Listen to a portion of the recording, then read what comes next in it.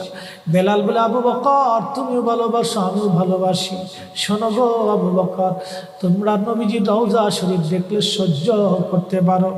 আমি বেলাল যখন আজান দিয়ে নবীর রওজা শরীফের দিকে তাকাই, আমার কলিজা গুলি ফেটে ফেটে আসে। আমি বরদাস্ত করতে পারি না, সহ্য করতে পারি না। মদিনাতে দাঁড়ায় থাকবে, দুই রকমের হাজি পাবে।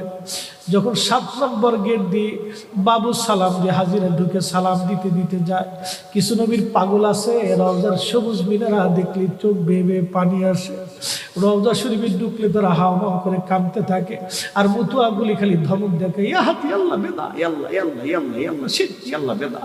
ওরা কান্না দেখে হাসে, যারা কান্না করে দেশের তিরস্কার করে। বাপ, আমি নিজের চোখে দেখেছি, ওরা যারা কান্না করে নবীর রওজার পাশে দাঁড়ায় দাঁড়ায় এদেরকে দেখে ওরা হাসে। ওরা বুঝে না এরা কি জন্য কান্না করে। কোনো হাজি আছে কান্না আসে না, শুধু সালাম দিয়ে